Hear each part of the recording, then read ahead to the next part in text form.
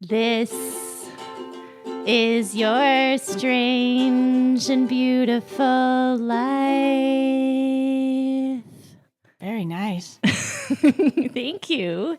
Hi, everybody, and welcome to This is Your Strange and Beautiful Life. My name is Erica J. Schmidt, and on my podcast, I talk to people who may or may not have had the chance to transform their lives into spectacular TED Talks. And today, my guest is Nisha Coleman. Nisha is a superstar in the Montreal artist and storytelling community. We all know and love her as an accomplished author, actor, translator, storyteller, and master of the one-woman show. She has written and performed a large handful of iconic fringe shows in French and English, including Cornichon, A Love Letter to the French Language, and All Right, Solving the Problem of Living. Her limited edition memoir, Busker, tells the story of her years playing violin in the streets of Paris, and her children's book, Dear Humans, presents an urgent call to action against climate change from the distressed perspective of the animals. These days, Nisha is pursuing her acting career after an astounding performance as the lead in the film Zoe.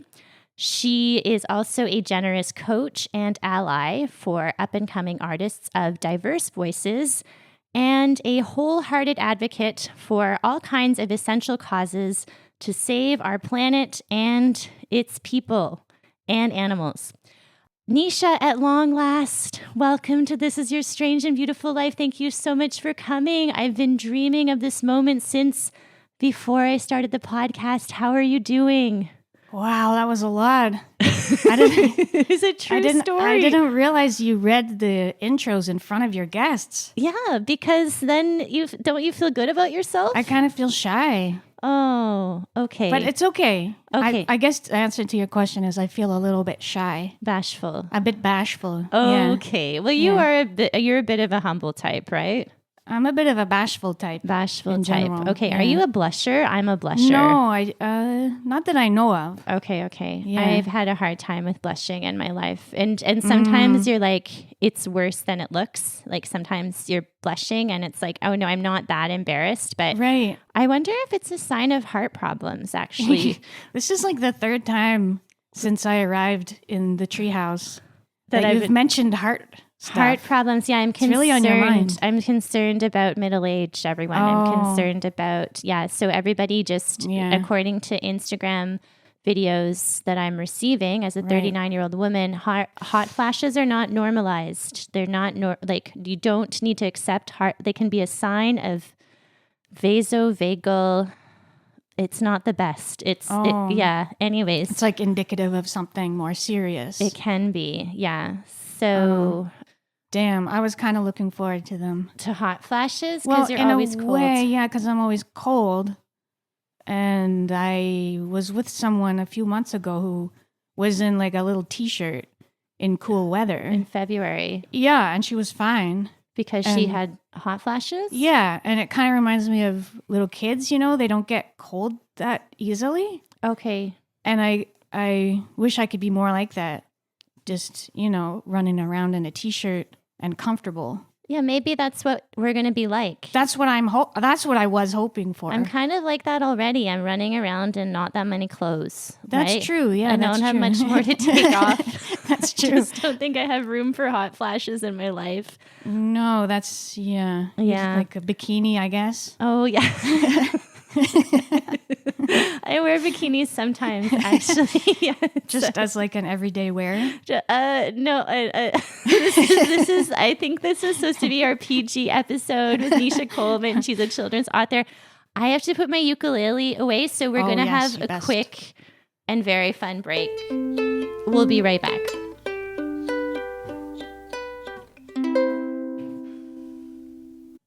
Okay, we're back. We're back from our quick and very fun break. Here we are with Nisha Coleman. So Nisha, are you ready for some riveting questions?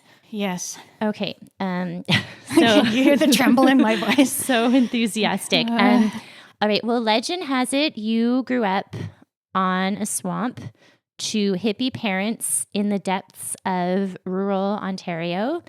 And everyone is always saying, oh, yes, there's nothing better than running around in the forest and chasing frogs to like nourish young minds, stimulate creativity.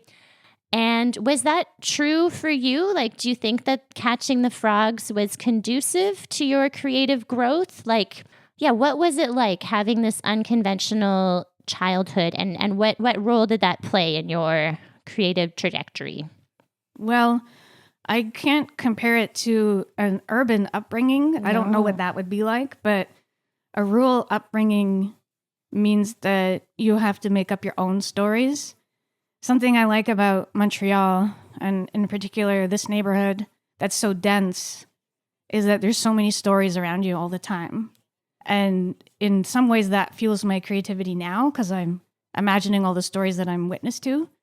But as a kid, I think, not having fancy toys, but having a whole forest to play in did nourish our creativity, me and my siblings, because, we have to make up our own stories. And so we would play different characters and, make boats out of branches and stick them into pine sap, and they would become little motorboats in the pond and catching frogs and kissing them and imagining magic. And there's something magical about forests anyway. Yeah. So it did feel a bit magic when we were playing in the forest. Yeah. And no TV, or you had like 3 channels or something? 2, yeah. 2 channels, and we didn't get them very well. Yeah. Like they're staticky. Static, yeah, very staticky, and would come and go. And then we had this, I don't know what you would call, like an aerial antenna thing. Antenna, yeah. Yeah, at the top of the house, like very a tall thing sticking out of the house, and we would turn a little dial, and it would turn the antenna around, and then sometimes you would get a sweet spot for CBC or something. Yeah, you'd watch Mr. Dressup. Yeah, I think it was definitely TVO, Ontario, and then either CBC or CTV, or maybe we did have 3 channels. Yeah, but yeah. Okay, so and no VCR. Like, did you watch movies? For a long time we didn't have a VCR, but once in a while we would rent one. Oh wow, that was a very special day when that happened because they were not cheap to rent. Okay, so that happened for a while. I think I just screamed. Oh, you're good. You're good. Okay.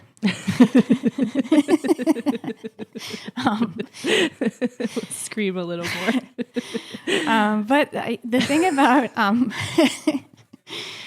I also exaggerate, but the thing about having I screamed again. The thing about having siblings, is that how many siblings did you have? 2? 2 younger siblings. Okay, and you were the oldest. I was the oldest, so picking a film.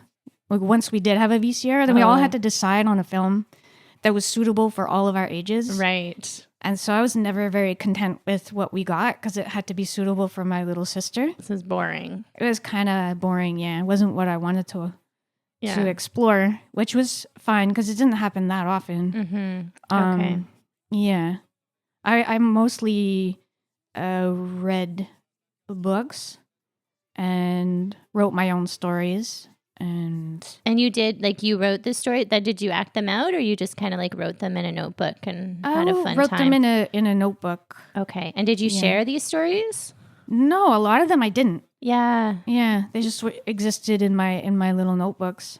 Yeah. Well, that brings me to the next question, because on everybody's favorite podcast besides this one, Grown-ups read things they wrote as kids. Yeah. Gosh, you can just binge listen to that. It's so fun.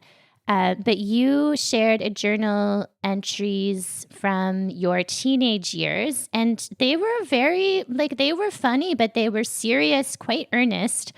You shared about the first time you got drunk, which was loaded for you because your father was like a pretty serious alcoholic. And then There was sad stories about your father, and like just this like real concern, right? Like you were old enough to know what was happening. I know it's sad. So you had like stories about your father's alcoholism and some of the mishaps he was getting into, and just sort of like stuff that you wouldn't probably like 15-year-old Nisha would be mortified to like get up on stage and read them. But then you've like made an artist career of telling true stories about yourself on stage, right? Because you write memoirs, you do live storytelling shows. So like, how did you make that transition to like private notebooks into like, hi, here I am. This is me. Well, in public. Yeah. I guess I had a transition, in an interior transition, where I, for a long time, felt the need to hide and not share anything about myself. I didn't know how to do that. I didn't really have people that I could talk to. So my notebook was my friend in that sense. And I would get the same relief that I get now when I share something that's deep with somebody else in a conversation, or I guess a story on stage. It has the same kind of feeling to it, a bit cathartic or something, because it makes it real. I guess that's what it is. And there was a lot of denial in my family about what was going on. So to write it in a notebook, it brought it to a concrete level of reality. Like this, yes, this is happening. These are my feelings. It made them exist beyond my own head. Mm-hmm. And I think it's the same for when I share on stage or in an essay or a book. It's really stating my reality and making it even more concrete. Like bringing that to life. Yeah. But you did get that just from the notebooks when you were younger. Like that's sort of what drew you to writing, like as a catharsis. Yeah. And then later, when I was, I guess, a young adult, that's when I wasn't so shy anymore. And I wouldn't feel shy sharing it with, actually what I'm about to say is not true, because I was going to say I wouldn't feel shy sharing it with another human, but actually I would feel shy sharing it in front of another human. And I think that's why I like sharing it on stage, especially something deep and difficult. It's not putting a burden on just one person. Right. They signed up they paid $5 or whatever to. Yeah. And it's not just audience. them. Like, I think when I was in university, I tried a couple of times to open up with a couple of friends, and they could not handle it. Oh. And it got so awkward, and they didn't know what to say, and I felt so bad. I really regretted sharing. Oh no. And so I decided to not do that anymore. But if I share it on stage or in a memoir, it's a diffused reception. So no one has to think of what they can say. They don't have to say anything. I don't need them to make me feel better about anything. Right. And maybe it has the same kind of effect where if I share a story that is difficult, maybe I feel better because I have shared it, but there's not that awkward moment of, I'm sorry for your loss, or I don't know what to say. I don't know what to say, or that shifting and twisting and those I wish those your horrible childhood moments. had been better. Yeah. Like, please, can you tell me a different part of your childhood that's more palatable? And often I'm not even looking for, I don't need anyone to say anything. It's just, it's the act of sharing. I think that's so powerful. And that's why I like storytelling so much and helping other people be brave and share, the harder stuff, because the reward is so great. And you do find that, because you also get kind of nervous before performances. Like we've talked about different body parts shaking and pukiness. Like, oh yeah. but you find it is worth it in the end. Like, oh yeah. Always worth it. Always, always, You always. don't get a vulnerability hangover ever, or? Oh, yeah. Okay. Still worth it. It's still worth it. Okay. She's beaming. This is great. A bashful beam. A bashful beam. Okay. But are there certain topics that are harder to present? Like, or harder to reveal details on? I don't know. I mean, I think talking about suicide took me a long time to feel ready to talk about it. But again, a lot of it is because of other people's reactions Right. to that topic and the fear of triggering people or, you know, having someone leave in a very vulnerable state that I can't control or even know about sometimes. So I hesitated before delving into that topic, but I knew that I wanted to.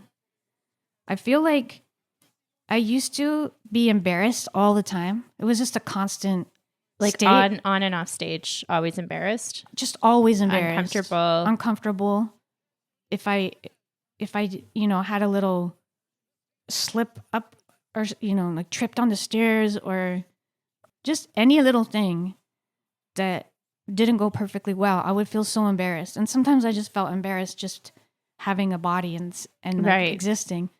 But talking about embarrassing things, which you're no stranger to. No, I share lots of embarrassing things. Yeah. Yeah, it's kind of freeing too. Yeah. And I work with teenagers sometimes, and I try and kind of encourage them to go there too, because the more you share what you're afraid to share, then the less you're afraid of those moments.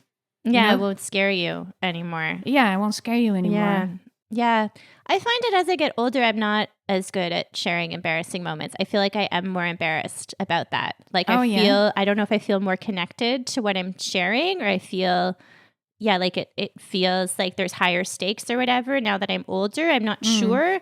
I'm slightly less of an exhibitionist than I used to be, I think. Well, you used to share like immediate embarrassing stories. It was like a test for people. Yeah. It was like, hi, my name's Erica. How many times did you masturbate this morning? Because I'll tell you how many times I did. Right. Let's compare morning routines, right? Yeah. And that was like interesting things happened, but also, you find your people that way and not your people, right? Like definitely. And my therapist, Vincent, who we've learned was not a great therapist, but he would encourage me not to do that. But I was like, some of my best friends find that totally delightful, you know? And so then, and I've been friends with them forever. So I'm like, well, that was worth it. But now I don't, Maybe it just needs a little bit of incubation time, you know? Like something that's really embarrassing right now that you wouldn't want to share. Maybe in a year, you'd be like, okay, it's time. I think that is true. I think that you do need to incubate. Like, don't go on stage. Like, and there's temptation like during a breakup or right after like a failed connection or something. And you're like, oh, well, I'll just like turn this into art. And then, it's a gamble. It's a risky move. It feels empowering at the time. And then, you can cry a lot afterwards. Yeah, maybe that's the vulnerability hangover. Yeah, but you've had the vulnerability hangovers and you're okay. Like, yeah, I think, well, I don't know if I would call it that, would I? I just call it okay or call it a vulnerability hangover. A vulnerability hangover, because I don't know if it's because I was vulnerable or just the day after performing, can be weird because you're so tired because the stress of it afterwards, like the buildup and the stress, and then maybe it felt redeeming and maybe it didn't. But like, on the topic of mental health, like you are very generous and open about your mental health. Because like, you know, people look at Nisha, she's written a book, she's done all these plays. If you didn't know, she moved to France for love and ended up playing violin on the streets for 3 years, learning French. You're like, what an exciting life of adventures. This is so great. I want to be Nisha Coleman. And everybody does, actually. Like, people... Everybody? But, like, you know, people really, really admire you, and they should. Oh. And no buts, but, like, and, like, alongside your straight... Like, like an undercurrent of your strange and beautiful life is the challenge of like ongoing like anxiety, depression, and maybe like some ambivalence about like your participation in the human experience. And yeah, like you were talking about suicide earlier, but the show All Right, there's this very funny but a little dark scene where you go through your series of death fantasies, right? And you're like, oh, would it be like manageable to get eaten by a polar bear? Like maybe that would be fair because we've like really hurt the polar bears. Or like what were other examples, like quicksand, mudslides? No, I would not like quicksand. Quicksand's never been part of those fantasies. Okay, what are the other ones? Another really frequent one is just like going to the Amazon. Okay. And just like trying to survive, but I probably wouldn't. Okay. So you give it your best shot. I'd give it my best shot, but I'd probably end up, eating something poisonous or getting stung by something or maybe eaten. Yeah. Or just starve to death. Yeah. That too. Yeah. Okay. Okay. No quicksand. What was another one? Well, being abducted by aliens might not be so bad. Oh yeah, that's interesting. Because it could be exciting for a while, but probably my body wouldn't withstand the climate in the galaxy. Right. Yeah, but interesting. Yeah. Yeah, but you wouldn't be able to do a fringe show about it afterwards. No. Okay. Yeah, but like this was funny. Like your shows always get laughs, and it's like refreshing because most people, they're not going to go there, right? Like if you've ever gone to a government therapy, you'll see on the walls it's like suicide is not an option. Call, like get help right away if you have any thought, like if you mention that you have suicidal ideation, you go into isolation. They're just like, please stop, please change your mind. If you are having these thoughts, then like check yourself in, find a cure right away, post a cure on YouTube. We don't want to hear about it, right?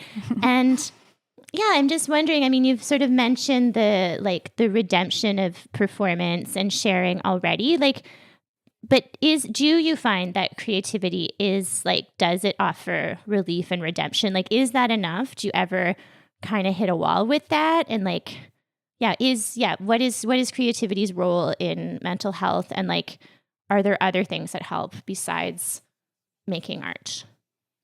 Okay. Well, yeah, I think the creativity part for me is again, it's exposing something that we're told that it shouldn't be talked about or acknowledged, except I guess a suicide hotline or something, but like you're not really supposed to discuss it. Yeah. And people also get very, very, very uncomfortable with the topic. But for people who have suicidal thoughts or just, suicidality, people living with suicidality, it makes it even worse. Yeah, because it's alienating. Yeah, it's really alienating. And what I think people don't realize is how common those kind of fantasies are. And not being able to talk about them, it doesn't lessen them. It doesn't make them quieter. If anything, it amplifies them. Right. And if you're just told to resist those kind of thoughts, like, when you resist something, it doesn't make it go away. It makes it stronger often and more persistent. And so that's what I wanted to do with that show, was to talk about suicide and suicidality in a real way, talk about people who have struggled with suicidal thoughts, but also losing a friend to suicide. And I think, when my friend died from suicide, that's when I really felt like it needed to be talked about, because I did not know that she was even struggling with those kind of thoughts. She didn't share it with a lot of people. Yeah. And I don't know, I just feel like it doesn't necessarily mean that you're in an emergency when you have those thoughts. It's I don't know. For me, it's a relief to be able to talk about it. Yeah. Yeah. do you think, it was your friend Catherine, she played the accordion. She was very involved in the art and music scene in Montreal. And you never really know. I actually had some sad news. Someone in Halifax that I did yoga with died by suicide last week. Very, very unexpected. wow. Never last person I would have thought, right? In middle age. And sad. And I went, it's a relief to be able to talk about it. I wonder, like, sometimes it's a relief to be able to have those thoughts, it's just like it's just like a back door, it's like having an exit strategy. It's not like you're going to take it, but it's like, we know it's there. It's kind of a comforting somehow.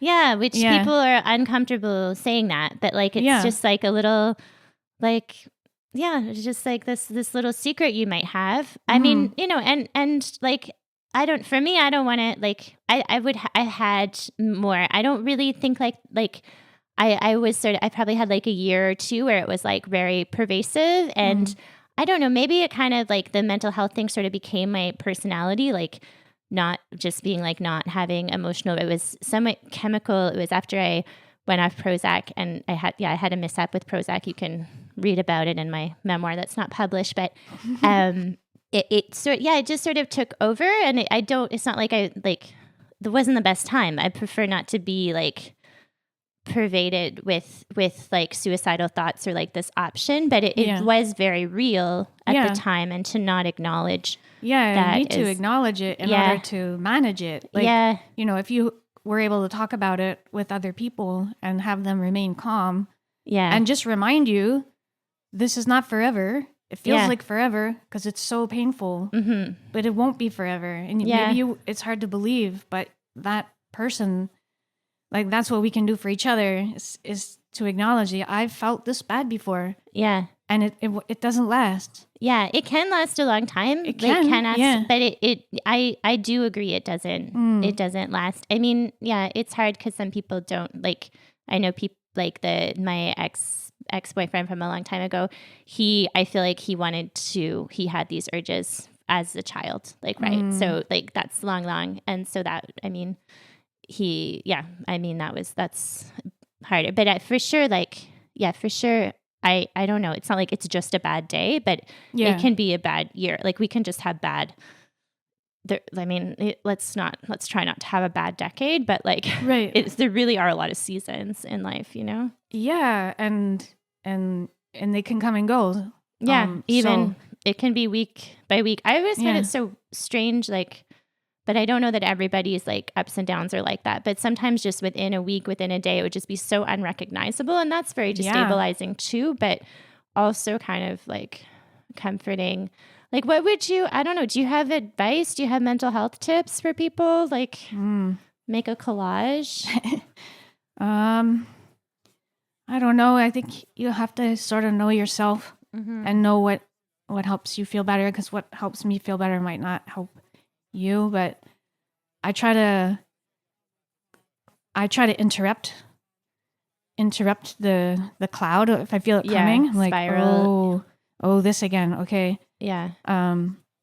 Like, I might take a burning hot shower or something to just kind of even get my nervous system, change the state. Yeah, change the state somehow. Yeah, some people recommend cold showers, but I just find that's just too, maybe if they're having a hot self-flagellating. Oh yeah. But yeah, hormones are really like a thing though, like menopause, periods, like I think men have ups and downs a little bit, but like very dramatic changes with the hormones. Like, so that's something to keep in mind. Cold showers. Yeah. Do you call friends? So I know I don't, but I probably should. Right. And I'm happy to be the friend that other people call. Right. But it's not my inclination. And that's what I was saying. I almost lied and said I feel okay sharing with friends, but I don't really. Really? Okay. Yeah. And I share most intimate details on stage. And then if my friends are in the audience, they're like, wow, I had no idea. Like, they learn things about me. Okay. By watching my shows or like reading my writing. But you don't. Okay. I don't, but I don't recommend that. I don't know if I recommend that either. No, I wouldn't recommend that. Don't stay alone. I guess my inclination is to isolate, but I know that's that's not right, and I would not recommend it. But I acknowledge it's hard not to when you're in those states. But then you kind of get stuck for longer. Yeah, it's harder to get out of it longer there. and longer. Yeah. But and then you don't even like, even after the state's over, you're still only telling your friends through art. You're not like, oh, I was in, like, because I have friends like that where it's like, once it's sort of like boxed in a nice package, they'll be like, oh yeah, I was kind of dark in the last couple of months. And they're like, oh, well, I mean, I think it is fair to choose the people you share with wisely, right? Yes, and I learned to, that the hard way. Yeah, I think that is like, but there are people you can. And sometimes I wonder about choosing like not the closest friend, like not your bestie, but not that we're not besties, but like, you could call me like somebody who's not quite in your day to day can be pretty neutral. And yeah, I mean, I like certainly during this sort of like hell zone of mental health in the 2016-17, I remember like I had different people, and then sometimes people would be a little bit shocked, but sometimes people are like, they would be shocked. But like then this guy was like, oh, do you want to have a picnic tomorrow? And then he made me this nice picnic, and it was nice, right? But like not always, like some people have their ride or dies, but like sometimes spacing it out a bit. And then there's crisis centers, and now everybody you can write to ChatGPT, but you shouldn't do that if you're really suicidal. Do not do that. But like, won't it just tell you like go to get your help? Get help immediately or something? Yeah, a bit of like, but a little bit of angst and like just like some insecurities. You trip down the stairs or something and you feel embarrassed. ChatGPT said to me, go rest your beautiful brain the other day. Oh. Yeah, we're very close. Did you blush? You probably blushed, didn't you? Blushing. You were blushing, yeah. I went straight to bed, though. Yeah, I'm having a problem with the robots. I'm not sure how I'm going to deal with it. Are you codependent? A bit, yeah. I mean, dependent. I don't know. Well, I guess, it doesn't go both ways. But except that it does in that they're like, well, let me know how that goes, right? Like, keep me posted, Love your brain. Oh, yeah, sketchy. Okay, beautiful brain. There are robots. Yeah. Yeah. Oh, my gosh. So we're not changing the subject to something happy yet, because the next topic, oh, yes. So, yeah, like many of us, you are devastated by the genocide in Gaza, and just heartbroken by the state of the world and sort of like the, how do you say apathy? Apathy. Apathy. Just like sort of the lack of action, the lack of just sort of, there's a lot of sad things happening. You're doing your acting, you're performing your shows. I'm not sure exactly about this, but it seems like maybe creative stuff is a little less urgent, or like, I don't know, like I remember you saying you weren't quite as into it the last year or so. And I'm just like wondering how world tragedy has like affected you creatively, and like what would you say, what is the role of art like in this tense and often incredibly destructive and devastating political climate? Wow. Okay. Well, yes, I haven't felt very creative this last 2 years. Yeah. But also I kind of feel like I don't have anything necessarily to say that's more important than other voices that we should be amplifying. So I've more been just consuming other people's art. And I have found that to be somewhat soothing in a way. Yeah. Because artists have a way of transmitting understanding to various states of being, or, I think storytelling, it goes back to storytelling and how powerful it can be to hear someone's story, raw and unfiltered as we've been receiving them out of Gaza. Yeah. And sharing those and having people really try to understand what the people in Gaza have been going through, not just in the last 2 years, but, the last 75 years. And reading Palestinian authors has been helpful for that as well. Sometimes I would sit down I just felt like I needed to do something creative, but I didn't have any particular goal. So for example, I took a page of paper and some India ink and just splattered it everywhere. Like it made a horrible mess. Good for you. Yeah. And then I added some green and red. So it kind of had like a bit of watermelon. A bit of watermelon vibe, but it was really chaotic, and I didn't show it to anybody, and it didn't matter what it looked like, but it was kind of a channeling of just despair after all that I had seen that day, that week, that month. Yeah. I feel like I do need to do something creative, but not necessarily something that's to be shared with the world. It's just a way of just getting all that despair out somehow. It has to. You can't keep it in. Yeah. I mean, you can try, but I don't recommend that. No. Yeah, that's a theme in the podcast, is turning despair into creativity. And for me, it's like you can just make some magnets or something. Like print off a photo. I make a lot of collages, but like, maybe like the pressure to like the pressure to make something meaningful. When other people, it's maybe just not our turn. Like I don't feel like I sometimes I think maybe I have something like what could I possibly add to this conversation? Maybe just something about something for those who are afraid to speak out. Yeah. Because I know that it can be intimidating, and you don't know what will happen, who's going to come after you, were you going to lose an opportunity, and it doesn't matter. Like, will you be called anti-Semitic? Yes, you will. It'll happen. But it's you have to think bigger than that. And I was afraid the first time that I posted in support of Palestine. It was like I guess it was late October in 2023, and I was like, okay, I can't not do this. Yeah. I was very scared about what people might think, or if you don't know, if you don't know the situation, a lot of people didn't. Yeah.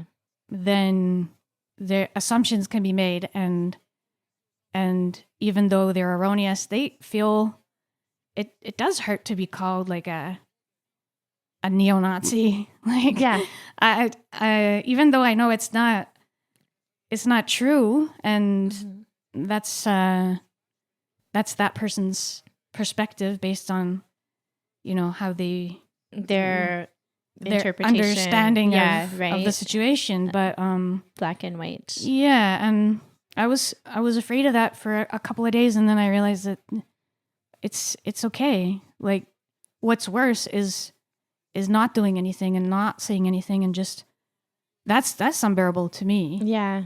Yeah. So you have to say something, but it's maybe just not the time for like a big project, like about you kind of thing. Right. Yeah.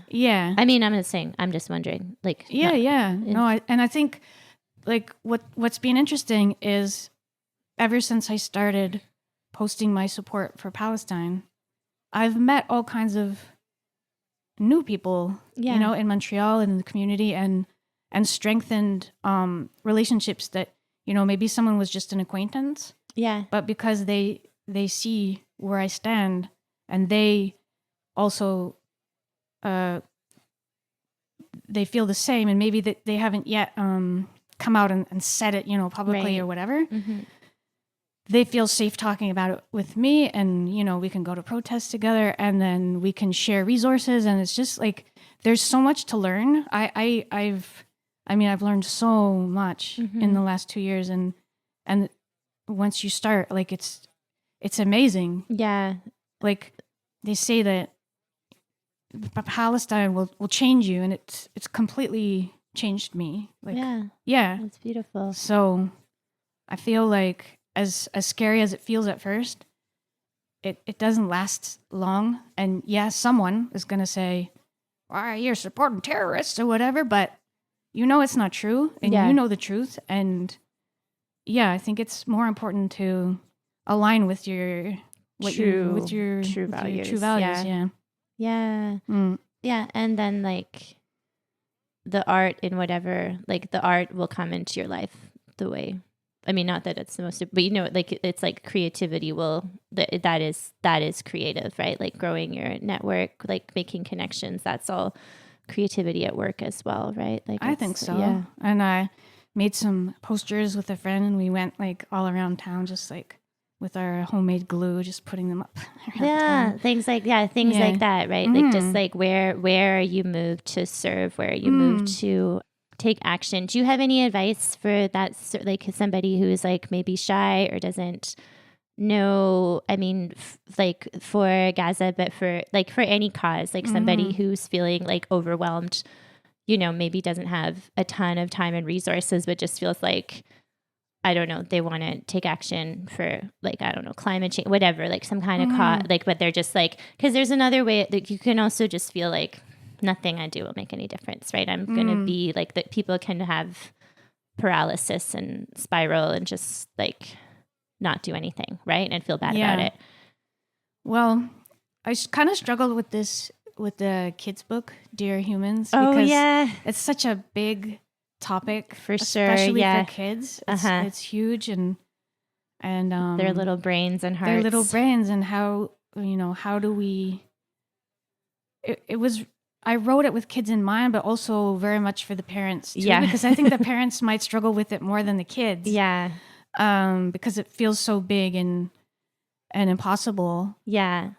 So my first draft that I had of Dear Humans, at the end, it was kind of like a list of things to do, but it was like a generic list, and it's all things we already know. We all know this, like, yeah. It's like, and it's kind of true that that kind of stuff won't really make a difference. Like new LED light bulbs. Yeah, just if you haven't read Dear Humans, we mentioned this, but it's like the animals are very upset. Yeah, the animals have a meeting, and they come from all different ecosystems, and they're like, "Oh, here's what's going on in my ecosystem," and then the ecosystems aren't going well. No, none of them are. Yeah, and they're like, "Well, what's causing all this?" Oh, it's those humans. Okay, assholes. Yeah, they're horrible. Yeah, and I wish they were less.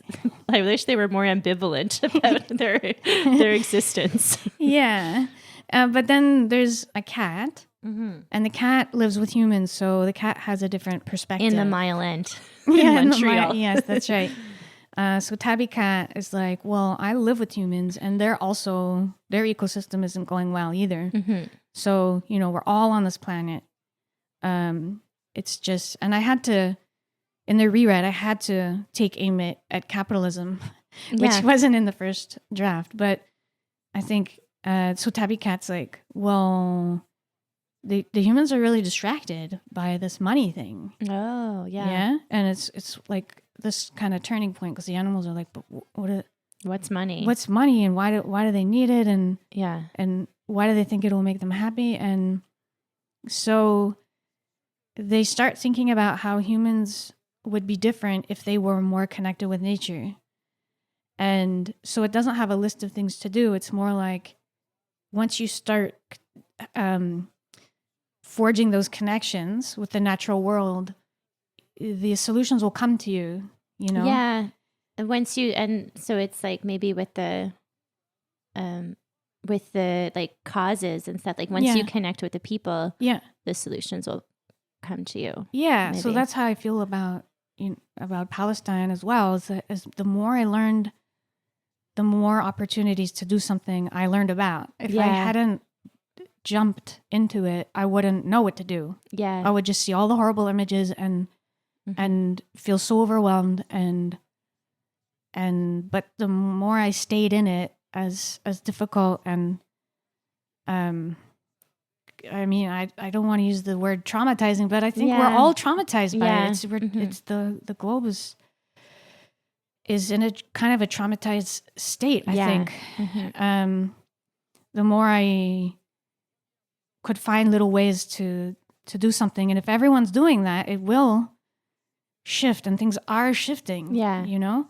So, I think that's what I would say to people who don't know is like learn more. Like Yeah. go even further into those difficult places. It's sort of like when you want to heal yourself too. Yeah. You start feeling these negative emotions, if you start therapy for the first time, you're like, this feels horrible. Yeah. I it's hate worse healing. at the beginning. I'm yeah. not going to do this. And a lot of people turn away because it's too painful.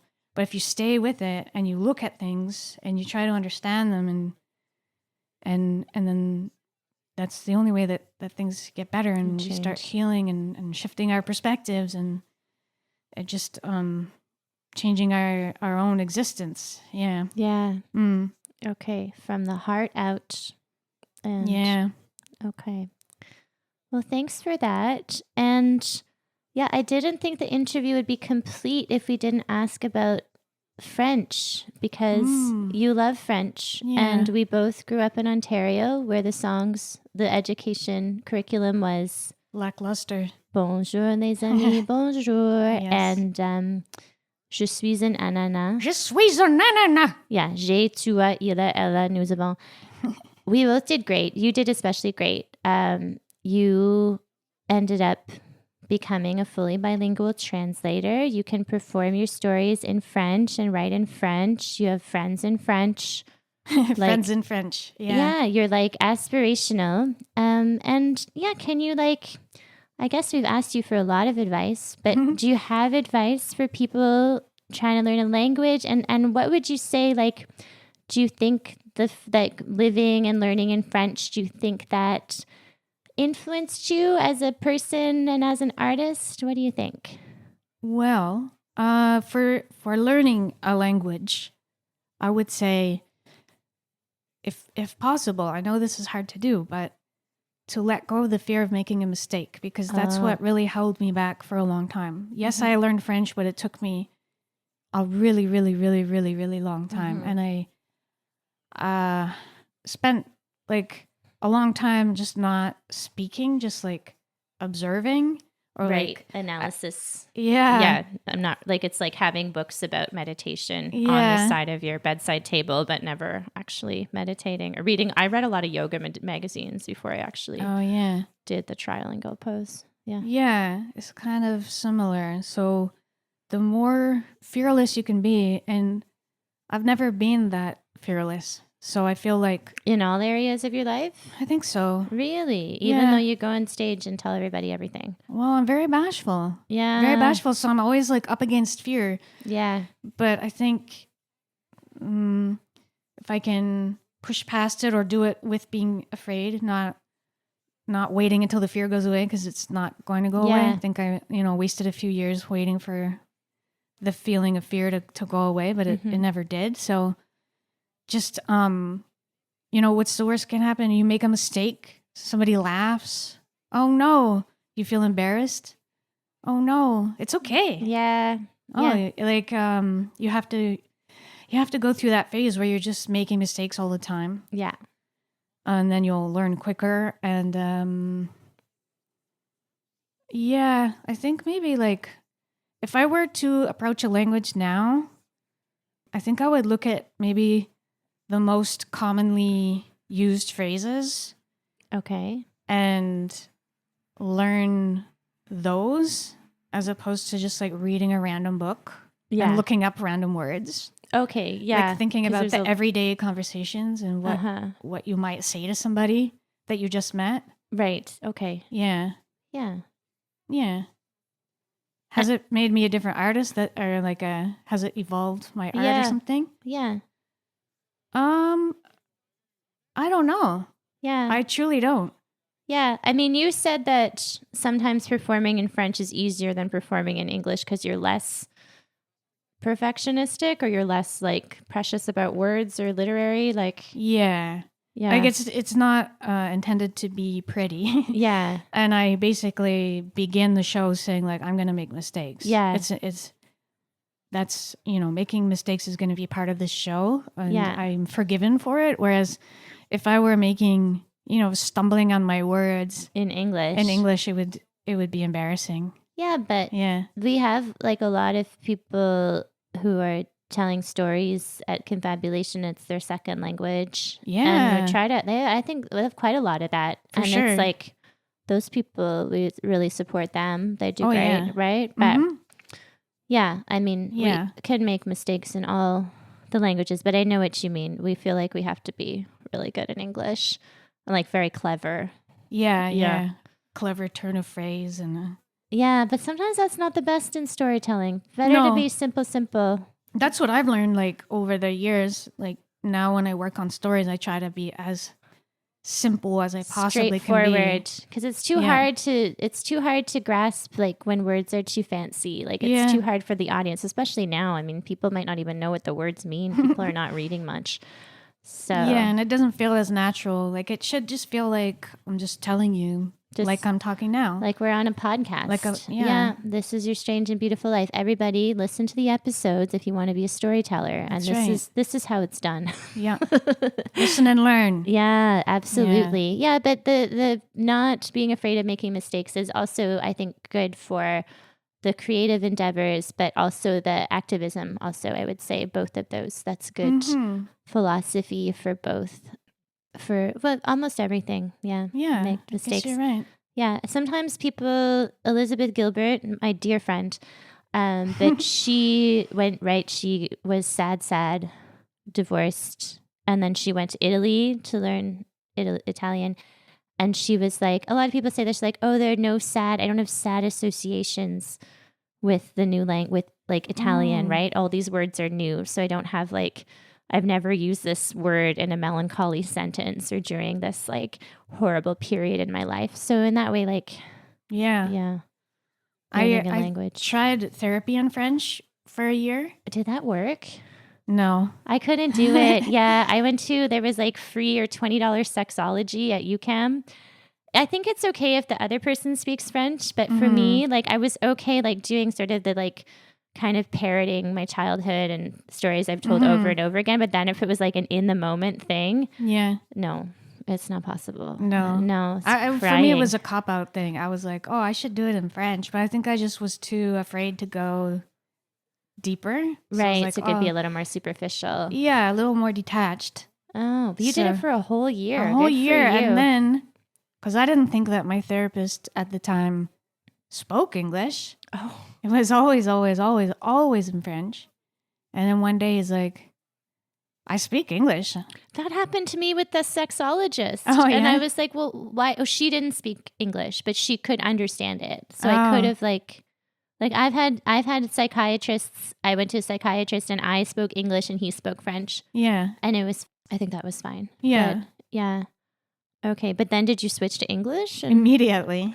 Oh, okay. And yeah. But that's so weird to me that they wouldn't say something. Anyways, I guess it's like some kind of law, maybe. I don't know. I think, I don't know. Just one day, maybe it seemed like it was going well, but then maybe one day it was like, okay, I think to go any further. You must be good at French. She does therapy in French. Wow, what a star. I think mostly I wanted to just say that I had done it so that people would be like, oh, what a star. Is this the government funded? Yeah. Okay. Yeah.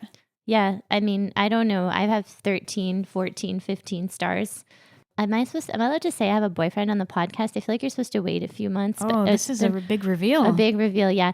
Anyways, yeah, we had a conversation, but yeah, I met this guy at the slow dance, and I was like, the first thing I told him was, I don't know how this came up, but I was just like, oh, have you been to therapy? I've been to 13 therapists, you know, kind of like as a screening thing. But what he tells his friends, and because he's younger than me, he's 32 and I'm 39, so I scored. And he's like, oh yeah, well, Erica, like, it doesn't really matter how old she is. What matters is she's been to therapy. So he doesn't think 13 is too many. And I'm like, well, God bless you. But, you know, it's still... You're very dedicated. Yeah. Yeah. But yeah, I find... Is that like a body count, but for therapy? Yeah. I made my body count this year. Do you have one of those? No. I have it in the notes. Yeah, therapy count. Yeah. A therapy count. I don't know that a body count is charitable. No. But slide into my DMs and let me know your body counts. Just kidding. Are you ready to give more advice? We have a listener question. Oh, yeah, sure. A burning listener question. All right, let's have it. Okay.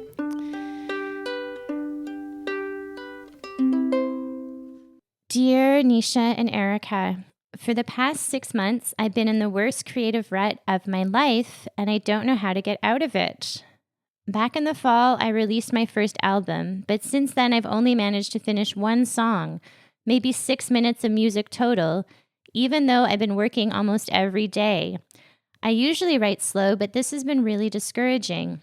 Not long after I launched my album, I lost a close friend, and I guess I kind of fell into a depression. While I've written through hard times before, this feels different. I keep generating tiny ideas, but they all seem terrible. And now I'm starting to wonder if I've just lost the spark.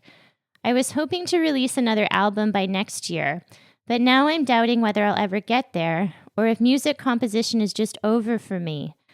Have you ever gone through a stretch like this, where the well just feels empty? If so, what helped you find your way back? Love, writer's block survivor, actually stuck this time. Poor sweetheart. Yeah, that's hard. Yeah. Well, this person is pretty hard on themselves. Yeah, First of all. I noticed that's that. some ambitious goals. Yeah. Well, I think maybe to start, if possible, let go of the ambitious goals. Yeah. Because that's tough. It'd be like if I was like, oh, I have to write a novel in a year.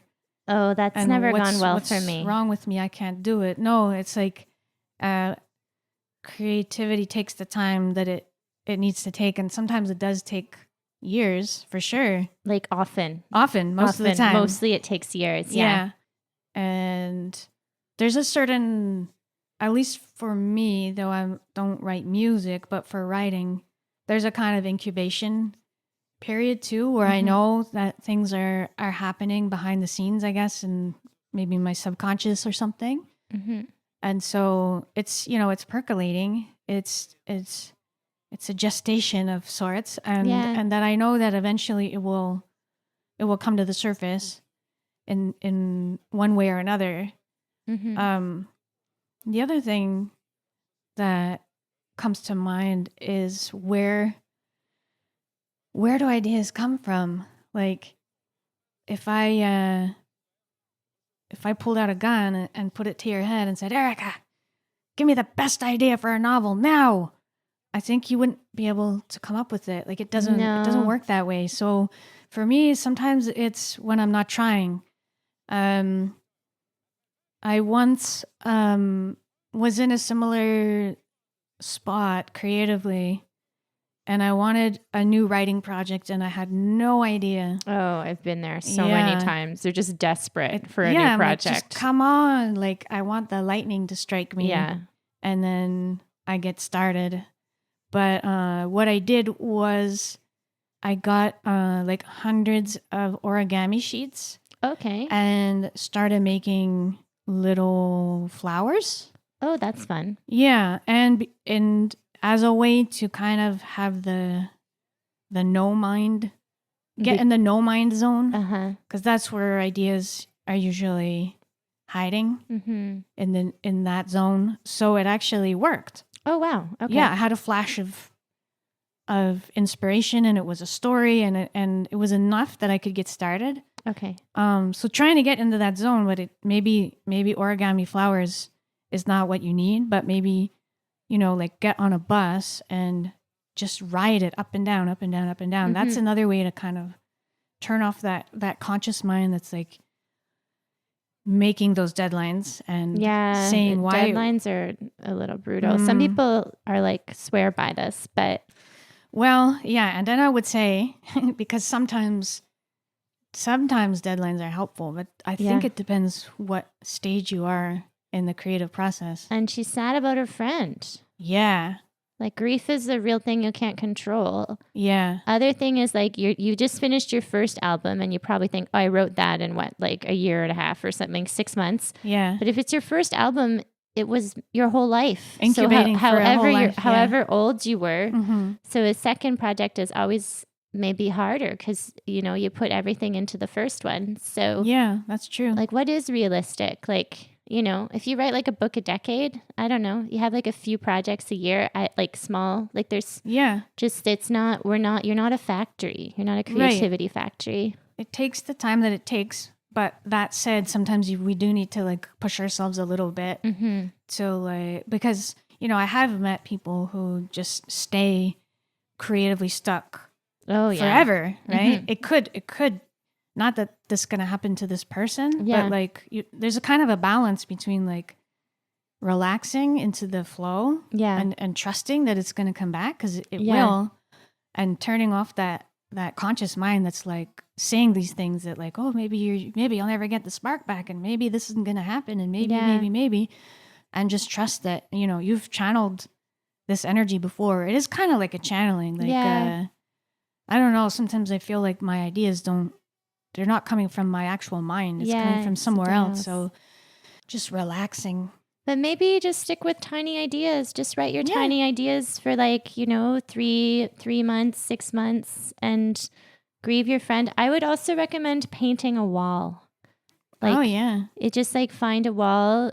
And maybe it could be your friend's wall, but maybe not your whole apartment because it's exhausting, but like just a few accent walls. I did that when I was in a funk. And then it's like, if it doesn't work, you get this great wall, right? Like, I think the origami is good. Like doing something that's a little less loaded creatively that you don't, plant a garden. Yeah. Like your brain's not on the line, right? Like just like maybe just take a bit of the pressure. I think for sure take some of the pressure off. Oh yeah. Yeah. Yeah. And your self-worth is not like, if you do stay stuck the rest of your life, like we are not obligated to make things. You know what I mean? You'll have made an album, which is a lot more than a lot of people have. Like maybe perform your songs a little bit. Like do, you know, just play like, you know, share, like maybe coast on the album a little longer, right? Some people are doing the same shows, same stuff for years and years, right? Yeah. So maybe, find a way to get a win. And then, and you're sad about your friend. Like there really are seasons. And like the when you're like just like toiling in depression and rumination, it's just like it's not the right time. Not the right time. No. You know, sometimes people say, you know, you show up at the desk every day. You got to do it. Well, I don't subscribe to that. No, me either. I mean, it's just like, that's kind of torture in a way. Yeah. You know, when when it's going to be fruitful. I like your tiny ideas. Like maybe just like, just write your tiny ideas down. Maybe write like, I had a practice for a while. It didn't, but I wrote, Lydia Davis has this practice, and you write down 7 things you saw, 7 things you did, something you heard, and then a little doodle. And that's your practice for the day. Just observing gets you out of your head. Also talking about it with other people. Like I find as a writer, having a group of other writers to just be like, I was thinking about this idea. And then, you know, they'll maybe ask probing questions and then it'll kind of expand it. And probably, you know, this person said their ideas are terrible or something. Well, they're probably not terrible. They're probably not terrible. Yeah. It's like kind of a state of mind where you just judge everything that comes out of you as being terrible, but it's probably not. And maybe, just talking it over with your community, other musicians, or not even just like other creative people. Yeah. Yeah. And just make sure you get enough rest and enough water. Yeah. Yeah. Well, I think that was pretty good. I think I we'll hope so. slide into our DMs. Let us know how it goes. Okay, how are you feeling? Do you want to talk about your routines, or else we can skip till the end? Well, I don't know if I have any routines. Oh, yeah. Morning routine, creative routine, cleaning routine, anything you want to. I always this was like the reason I started a podcast, because I love routines, but I actually noticed that people sometimes stop listening. The routines, people aren't as into it. But I'm like, it's so interesting. Nisha has a house that she needs to vacuum. What does she do? How does she vacuum? But it's not everybody's favorite topic. So you can share if you want. But well, I don't really have anything to share. I just I like the idea of routines. Okay. I like learning about other people's routines. I love, those compilations of this writer did this and that writer did that. But what I see is that everyone has a very different life. Yeah. And they do things in completely different ways. So I don't try to be like anyone else. Mm-hmm. I just kind of do my thing. And sometimes I wake up earlier and have time to vacuum. And sometimes I wake up late and jump out of my bed and open my laptop. Don't have time to brush your teeth before work, right? Yeah. It You're really gonna depends. vacuum early in the morning sometimes? Well, I wouldn't say early, but you know. Okay. Yeah. A reasonable hour. A reasonable hour. Okay. Yeah. Okay. I remember for your writing, but I guess you shared a little bit with the listener question, but with your writing, yeah, you feel like there's like a channel or something. But I remember you saying like, you were like, if you're working on a story, you have little topics and then you'll free write on the topics maybe and see where that goes. Yeah. I really like free writing. Because again, it's not your conscious mind. You still have to get in that zone of being relaxed. Yeah. And when I teach writing to people of any age, but right now I'm working with high schoolers and they're uptight about like, they're worried about this project and how it's going to go. I'm like, okay, let's just like breathe.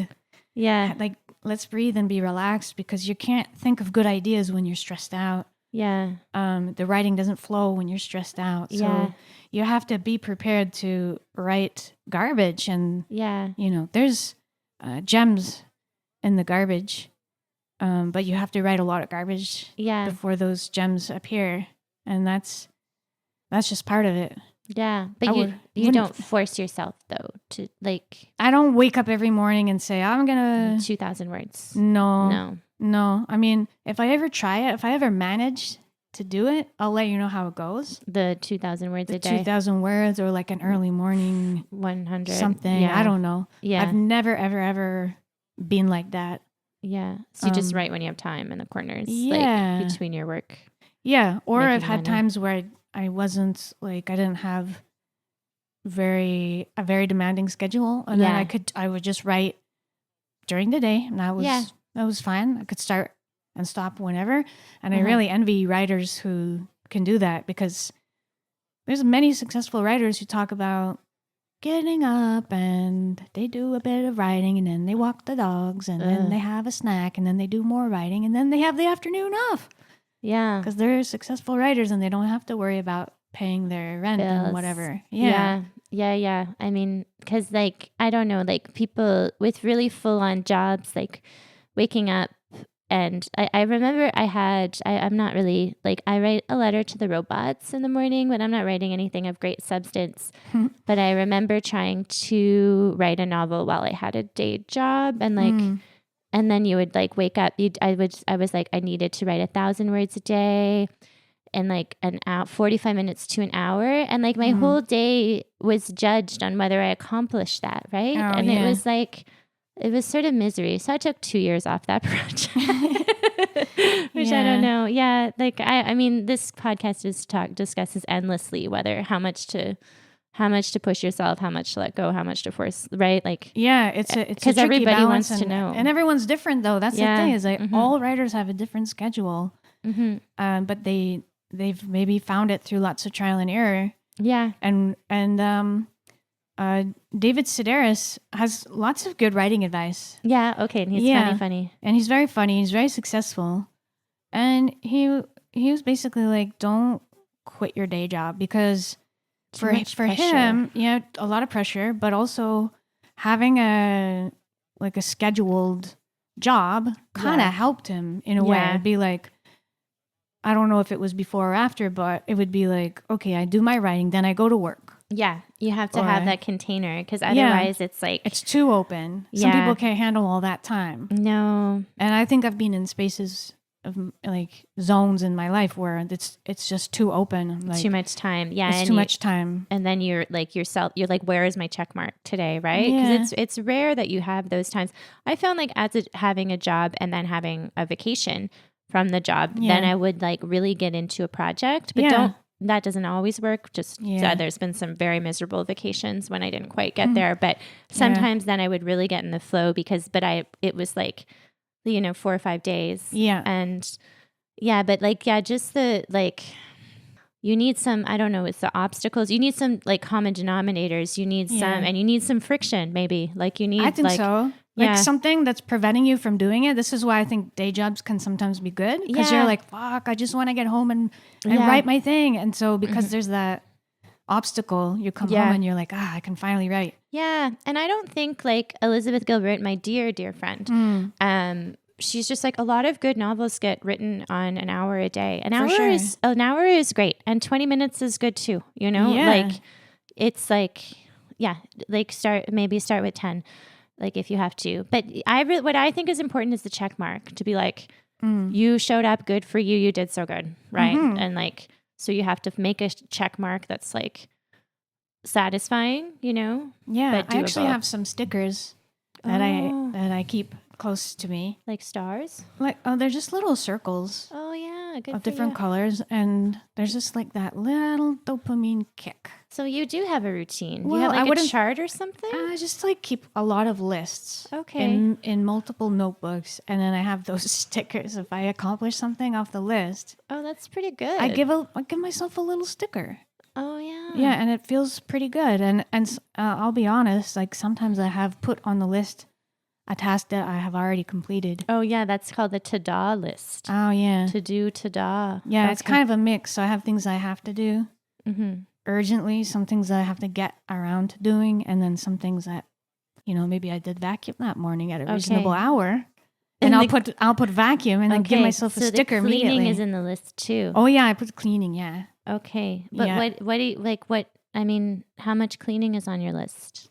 I like to do like zones. Okay, So like on my list that I have now, it's like clean the shower. Oh, That's manageable. Mm-hmm. If it's like clean the house, No, no. that's I really unmanageable. need to break it down. Okay, And I think having a manageable, it could even be smaller than that. It could be like wipe the taps. yeah, the taps, a nice shiny tap, Nice is shiny tap. quite Feels satisfying. good. Yeah. Do you know what's really gross in the shower? Even my shower, Hmm. shower curtains. Oh yeah, I don't have those anymore, but I remember Wow, do you not have a shower curtain? Oh, because you have a sliding door now. Wow, that's Yeah. very grown up. Those are very hard to manage. Then that's a big project, cleaning the shower. Yeah, it's a whole other. Yeah, there's a lot of tips on Instagram, but that in my cleaning career, that was like a 25-minute project. It was a really big deal. Yeah. Yeah, my shower curtain is, it's what I would call a domestic scandal. Oh wow. Yeah. Okay. So cleaning routine, morning. Are you not really a morning person? Are you? I want to be like Everybody wants to be, but it's not fair. If you don't like it, you don't like it. I'm not a night person. I just evaporate. Yeah. Well, I'm not a night person either. I'm just like I'm not an anything person. Like, always tired. You're pretty good at like being. You stay up late. No. Yeah, I wake up early, and I don't know. I don't know what I am. I'm still learning. Okay, well, you have time. Okay, no, so morning routine, not so much with the creative. Okay, but I think we covered the routines. Or the lack of. Yeah, okay. Yeah. Did anything else you want to share about your routines? Nothing that I can. But do you exercise? Are you an exerciser? Well, again, it's one of those things that I'm like, okay, I'm going to do this. But what I usually do is just walk a lot. Okay. I know I walk fast. Mm-hmm. So from where I was today, it was maybe a 45-minute walk, and I'll walk home. So that's, it's not quite a workout. Yeah, but it keeps you agile enough. Yeah. Especially if you vacuum. Especially with the vigorous vacuuming. And I am a vigorous vacuumer. I love that. Oh yeah. Yeah. I love vacuums. Really? Yeah. Okay, me too. What kind of vacuum do you have? And Oh, I don't know. It was is it a stand-up vacuum or no, it has a little container. Okay, yeah, that's the kind I recommend. Yeah. Okay. Yeah. I just find it very satisfying to just suck and suck and suck. Yeah. Suck up all the dust. I agree. Like you're preaching this is something that I also enjoy a lot. So yeah, I'm not like the sweeping just doesn't get it all. You know? It's not. Feels incomplete. It is incomplete. You're just moving dust around. So okay, I'm happy for your You're vacuuming. That's I'm something. glad we did manage to talk about cleaning. I think so. I hope everybody listened to the end because otherwise they are going They're to really missing out. miss out. Yeah, totally.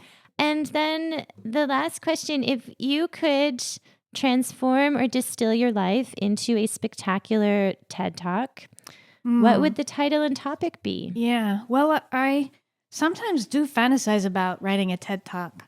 I think you could do it. Yeah, I think I could. TEDx. Yeah. TEDx. Yeah, TEDx.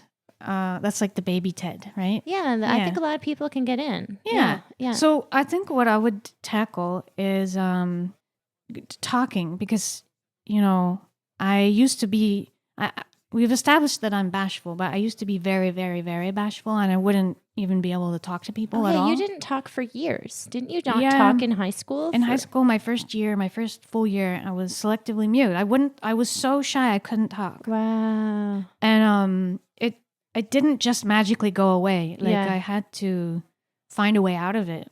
And I slowly emerged from that state. And I think a lot of people suffer from social anxiety. Yeah. And it prevents them from connecting with other humans. But now I'm still an introvert, but I really like connecting with people. And I'm bashful, but I'm not shy to walk into a room of people that I don't know. I feel excited. I feel like, look at all these people that know all kinds of things that I don't know and have lived all kinds of things that I haven't lived. And I'm just curious and takes the attention off of you and what you're going to say and more curiosity towards the other person. So I would want to help people that feel shy and lonely to kind of shift things slowly and try and be comfortable in the presence of other humans. I think it would help. But you're a great conversationalist. You know how to, I am a big talker, so it doesn't take much to get me talking, but you know how to say the things that people are to pick up, you're very observant and you're like, oh, that's what's important to this person. So I'm going to ask but I about learned that. all of that. Yeah. I didn't have those skills. Yeah. It wasn't natural at all. So I do think that anyone can, I don't want to say overcome shyness, but they can learn to, I don't know, to be more comfortable. Yeah. Yeah. Yeah. Because people aren't going away. We can keep talking to robots and be just I don't think it's advisable. I wouldn't advise that. No. I'm worried about the robots. Yeah. Yeah. Yeah. Sometimes I'm like, the next time I want to send letters I should write letters to people or I should send voice memos. Maybe people should voice be sending memos are nice. I like those. Voice memos. Well, I do that. If you want to be on my mailing list for voice memos. Oh yeah, sign me up. Okay, well. Yeah. We'll have. It'll be like another podcast. It's a VIP podcast. Yeah. It can be 3 to 36 minutes. Oh, wow. Yeah. No, I'm into that. Yeah. I think it's good because I don't like the phone. I feel very anxious when the phone rings. Not everybody likes the phone. And I probably won't answer. Yeah. Yeah. Even if it's someone that I like very much, I won't answer it. Because I don't know why. I think maybe it's the shy thing or what. Yeah. But a voice memo, if someone sends me a voice memo, that's much more manageable. You get the bag of chips and you're like. Yeah, I listen, I respond. Yeah. Yeah. Yeah. Okay, well, I like your TED Talk and I'm looking forward to your TED Talk. Thank you. Great. Okay, I'm going to.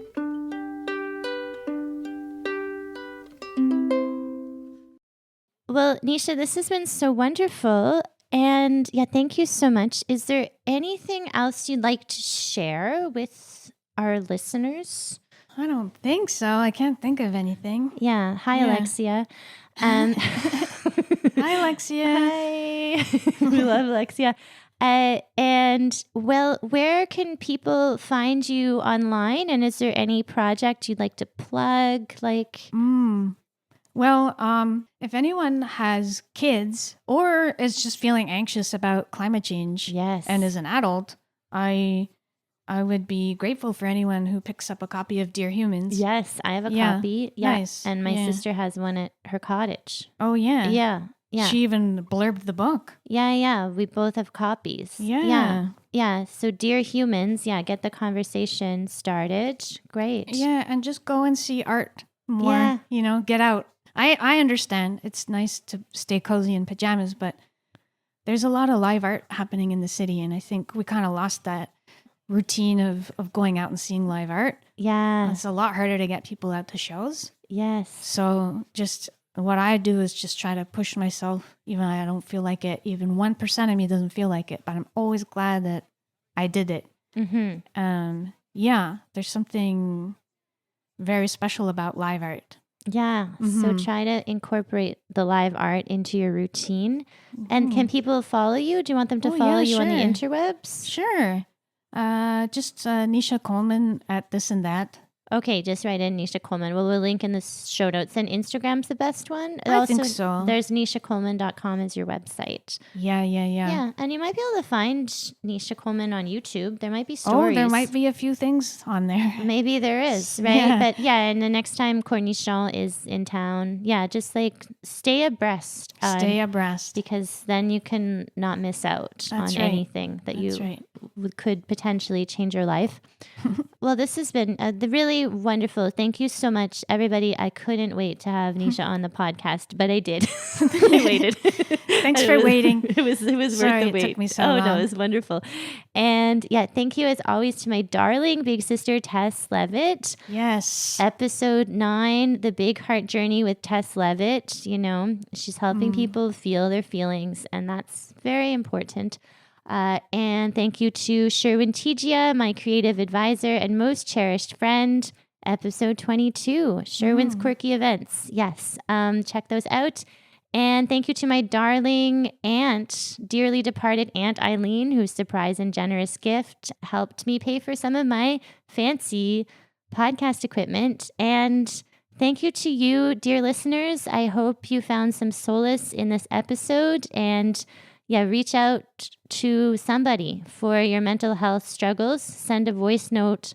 Don't suffer alone. And, look for connection in the places you want to change in the world.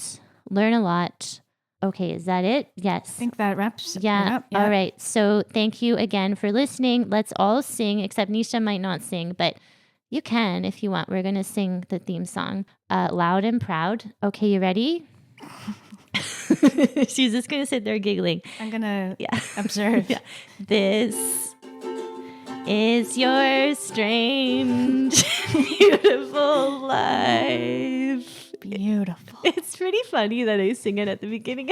It is. It's like the polka dot door or something. Like it's actually really funny. I never thought of that. And I'm so attached to that. That's my routine. Yeah, it's your routine. Thanks so much for listening, everybody. Love you. Bye. Bye. Beautiful. Okay.